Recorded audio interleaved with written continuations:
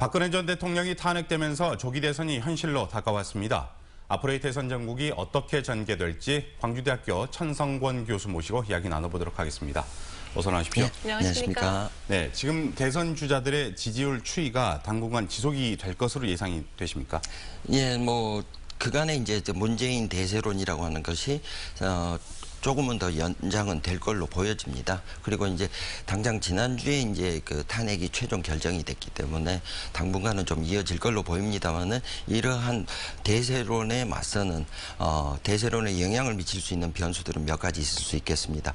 예를 들어서 이제 검찰의 수사 결과 진행이라든가 또 퇴임한 이제 박근혜 대통령의 어떤 언론 활동이라든가 이런 걸 통해서 보수가 결집할 수 있는 것도 하나의 변수가 될 수 있겠고요. 탈당한 김종인 의원을 중심으로 하는 제3지대 빅텐트론 이런 것들도 어떻게 연대가 이루어지느냐 이거에 따라서 좀 영향을 미치겠고요. 조기 대선이고 선거 기간이 짧다 보니까 어떤 후보들이라든가 후보 캠프의 어떤 인사들의 어떤 말 실수라든가 행동 이런 것들도 상당히 변수로 작용할 수 있을 것 같습니다. 네, 탄핵 정국에서 촛불 민심은 박근혜 전 대통령과 이 적폐 세력들 퇴출에 한 목소리를 냈었는데요. 네. 대선 정국에서는 어떨 것으로 보이십니까? 그렇습니다. 이 적폐청산이라고 하는 것이 사실상 이번 탄핵 정국을 이끌었던 촛불 민심의 핵심이었다고도 볼 수 있겠습니다.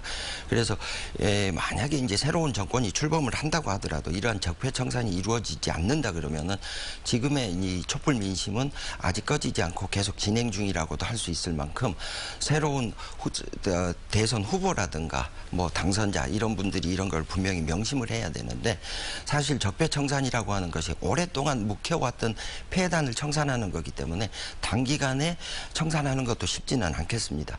따라서 이 적폐청산이라는 이름으로 화합을 해쳐서도 안 되겠고요. 단순히 화합의 이름으로 이런 개혁을 미루는 이런 오류도 범하지는 않아야 되겠습니다. 그래서 당선자가 됐든 후보자가 됐든 이런 분들께서 이런 적폐청산과 화합을 잘 조화를 시킬 수 있는 이런 운영의 묘가 절실히 필요할 것 같습니다. 네, 이번 대선에서 호남 민심의 선택 기준 어떤 거라고 생각하십니까?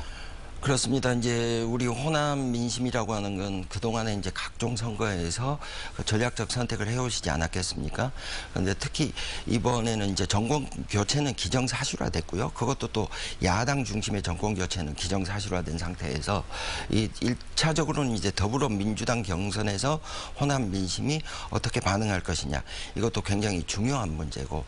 그리고 이제 더불어민주당 경선이 끝나게 되면은 지난 총선에서 우리 호남 지역이 선택했던 또 다른 야당 국민의당과의 선택에서 상당히 고심할 걸로 예상은 합니다만은 남은 이제 대선 기간 동안에 각 후보들, 각 캠프에서 이러한 호남 민심을 어떻게 담아낼 것이냐 이런 것들에 대한 심각한 고민들이 분명히 필요할 것 같습니다.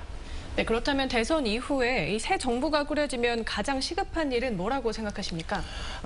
앞에서도 말씀드렸습니다만은 최근에 여론조사에 보면 국민들이 출범하는 새 정부의 핵심 과제 첫 번째가 이 부패 청산이었습니다. 오히려 이제 경제 위기 극복이라든가 성장 또 민생 문제 양극화 해소 이것보다도 더 앞선 제1 과제가 부패 청산이었습니다. 이러한 부패 청산 없이는 새로운 대한민국의 탄생이라든가 민주주의의 발전 이런 것들이 어렵다고 판단하는 국민들의 선택이기 때문에 이러한 부패 청산을 가장 잘할 수 있는 후보 단순히 말로 하는 표를 구하는 후보가 아니라 국민과 국가를 구하는 그런 후보가 선택이 국민들이 하시지 않을까 이렇게 생각은 합니다. 네, 오늘 이른 아침 나와주셔서 고맙습니다. 네.